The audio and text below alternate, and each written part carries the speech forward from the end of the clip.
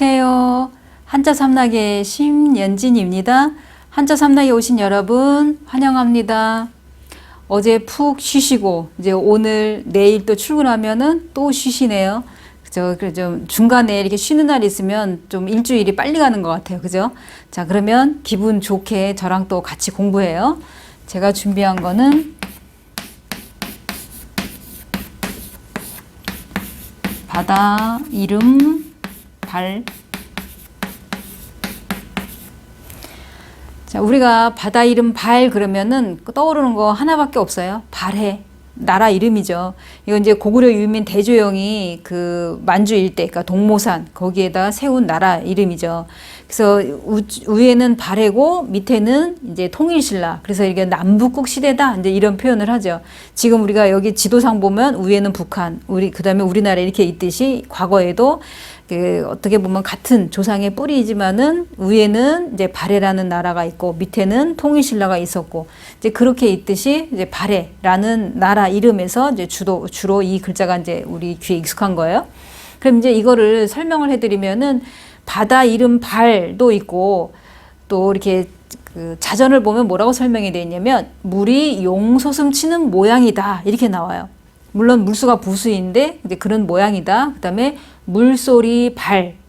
우리가 시냇물이라든지 계곡에 이렇게 있으면은 물이 흐르는 소리가 나잖아요. 그런 것처럼 물소리 발 아니면 물이 용솟음 치는 모양이다.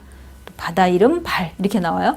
그럼 이제 설명을 해드리면은 뭐냐면 여기에 가운데 이렇게 생긴 거를 보면 설명이 뭐라고 나와 있냐면 이거는 안색 변할 발 이렇게 나와요. 안색이 변하다.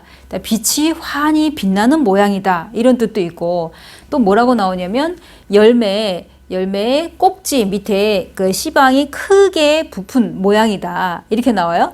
물론 이 글자 지금 쓴 거에서는 아들자가 부수예요.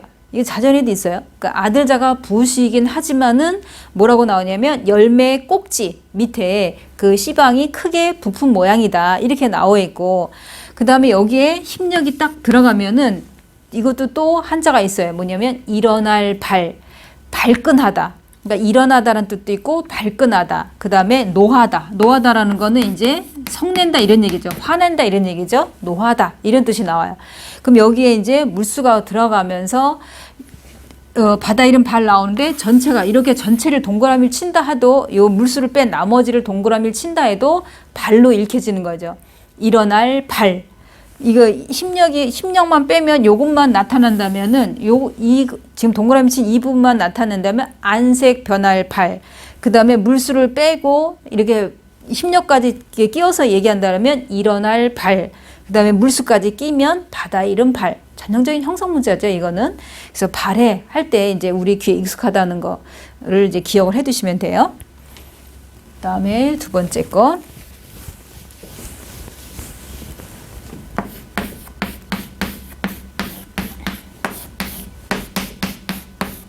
이거는 비록 수. 우리가 뭐 비록 뭐뭐일지라도 그럼 여기 뒤에다가 그럴련을 써서 이건 이제 중국어에서도 많이 나온 거야.虽然 그래서 이제 뭐 그렇지만 비록 뭐뭐일지라도 이제 이렇게 나와요. 그러면 이 글자 이제 설명을 해드리자면 앞에 이 부분은 원래는 뭐냐면 이 벌레 하나하고 그 다음에 오직류가 결합되어 있는 게 이 비록수예요. 이 두 개가 결합되어 있는 게. 그러니까 이런 모양이 나온 거는 벌레하고 입구자를 이제 말하는 거고 이 같이 세축까지 하면은 이거는 오직류 두 개가 이제 결합된 거예요. 그러면 뭐라고 나오냐면 자전에서도 그렇고 자원에서도 그렇고 도마뱀 같은 파충류가 외마디 소리를 내는 아주 크고 괴이한 벌레를 뜻한다 이런 얘기예요. 이게 벌레가 나왔잖아요. 그러니까 이 오직류 이거는 뭐라고 설명이 되어 있냐? 파충류, 도마뱀. 도마뱀이라고 자전에도 자원에도 그렇게 표현이 되어 있어요. 그래서 그 벌레가 비록 크고 괴이하지만 해를 끼치지는 않는다. 비록 지금 벌레가 나왔어요. 비록 이런 벌레라는 걸로 나오지만은 그 파충류 종류지만 해를 끼치지는 않는다. 소리도 기괴하고 이렇다 하더라도 사람들한테 해를 끼치지 않는다. 그러니까 이 글자가 꼭 벌레만 나오는 건 아니에요. 예를 들어서 여기에다가 이렇게 쓰면은 우리가 긴뱀사, 파충류, 여기도 파충류, 긴뱀사 이렇게 나오듯이 항상 벌레와 관련되어 있는 건 아니라는 걸 이제 기억을 해 두시고, 그래서 여기 그 설명 중에서는 좀 전에 그 말씀드린 것처럼 도마뱀 얘기했잖아요. 이 자전을 보면은 비록수가 대표 훈음이지만은 뭐라고 나왔냐면 벌레 이름. 지금 비록수가 대표 훈음이에요. 근데 벌레 이름이란 뜻도 있고 오직이란 뜻도 있고 만일 이런 뜻도 있어요. 그러면 벌레 이름이라고 나오면서 그 벌레를 뭐라고 나뉘면 도마뱀, 파충류 이런 식으로 나와 있어요. 그래서 다시 정리를 딱 해드리면 뭐냐면 도마뱀 같은 파충류, 그러니까 파충류가 외마디 이렇게 소리를 내는데 크고 괴이한 소리를 내지만 해를 끼치지는 않는다 이렇게 설명이 되어 있어요. 그래서 여기에는 비록 뭐뭐일지라도 뭐 이런 식으로 해석을 할 때 비록수 이걸 쓰는데 우리는 그렇게 많이 쓰이진 않는데 이제 중국에서는 흔하게 쓰이는 글자 이거는. 자, 그다음에 이 비록수가 우리 한자에서는 3급에 해당되는 글자이긴 해요. 그다음에 새신, 새것을 말하는 거죠. 뭐 신세계, 뭐 새로운 세계다 이런 것도 있고, 뭐 신문, 신축문예에 뭐 당선됐다, 신진사대부, 뭐 그러니까 우리 신진세력 뭐 이런 얘기할 때 고려 말쯤 되면은 신진사대부 그래서 대개는 뭐 정도전 뭐 또 정몽주도 그렇고 이렇게 신진사대부 막 급진파가 있고 온건파가 있고 이런 얘기 나오잖아요. 그럴 때 이 신진세력 할 때 이제 쓰는 거고. 그럼 이거랑 반대가 되는 거는 당연히 옛구자.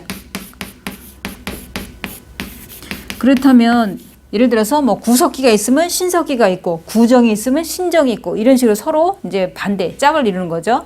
그러면 이제 이 글자의 이제 자원 설명을 보면은 뭐냐면 여기에 있는 글자가 여기에 설립처럼 써 있는데 원래는 매울신, 이제 매울신하고 그 다음에 여기에 나무목, 그 다음에 나무목 또 하나는 여기에 도끼근 이 세 개가 결합이 되어 있다 이렇게 나와요.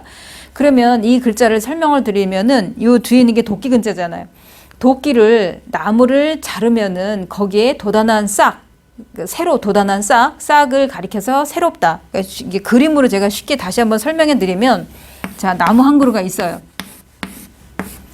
나무가 있으면 대개 이 가로수를 정비를 주로 하잖아요. 그러면 가지를 막 잘라요. 보통 플라타나스 같은 경우 많이 자르잖아요. 은행나무도 그렇고 이렇게 자르면, 자, 잘랐어요. 도끼로 지금 이 나무를 잘랐어요. 그러면 거기에 새순이 돋아나가고 또 이게 보면 여름에 보면 이렇게 나무가 또 이렇게 많이 퍼져 올라가잖아요. 이제 그런 거를 뜻하는 건데 자전에서 여기에 지금 아까 매울신이라고 했잖아요. 이거를 매울신을 자전에서 뭐라고 나오냐면 배다의 뜻이 있다 이렇게 설명이 돼 있어요. 이 매울신자가 이 새신을 자원 설명을 풀이를 뭐라고 나오냐면 자전에서는 뭐라고 나오냐면 요 매울신이 배다. 물론 이제 도끼로다가 나무를 자르는데 이 밑둥을 이렇게 자르는 게 아니라 가지치기를 한 거죠. 쉽게 말하면. 그러면 여기에 또 새순이 돋아나서 이렇게 가지를 이제 뻗어 나가는 거예요. 새순이 돋아난다. 이제 이런 뜻으로 나온 거예요.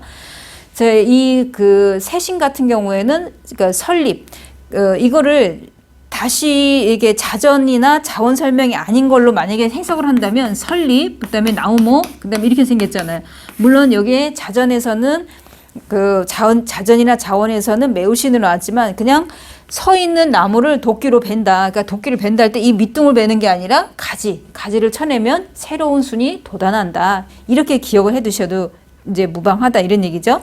그랬을 때 우리가 하나를 기억을 해둘 거는 위에 있는 거는 실질적으로 설립으로 썼지만 설립이 아니라 매울신자다. 이 매울신자는 자원이나 자전이나 다 똑같이 그렇게 설명이 돼 있어요. 그러니까 그렇게 기억을 해 두시면 되고, 그러면은 우리가 보통 보면은 여기 이 새신이랑 좀 깨끗하게 다시 한번 써보면은 이제 하나 기억을 해 두실 건 뭐냐면 이 새신은 뒤에 이렇게 도끼근이 있는 게 새신이고, 그럼 여기 앞엔 똑같아요. 똑같은데 뒤에 볼견이 있으면 이거는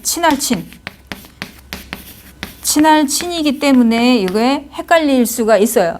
물론 이제 한자 공부를 뭐 많이 하신 분은 절대 헷갈릴 일이 없지만은 이제 그 입문한 지 얼마 안 된 분들 같은 경우에는 헷갈릴 수 있어요. 이게 볼견이 있으면 친할친, 친할친은 어버이친이라고도 해요. 그래서 아버지를 부친, 엄마를 모친, 두 분 다 양친, 그럴 때는 친, 뭐 친선 경기다, 친구다 그럴 때는 친할친이지만, 그런데 여기에 도끼근이 들어가면 세신이라는 거, 세신의 반대는 예구자라는 거를 이제 기억을 해 두시면 돼요. 제가 준비한 이 세자 여기서 마치고 그러면은 금요일 날 또 새로운 글자로 찾아뵙겠습니다. 지금까지 한자 삼락의 심연진이었습니다. 안녕히 계세요.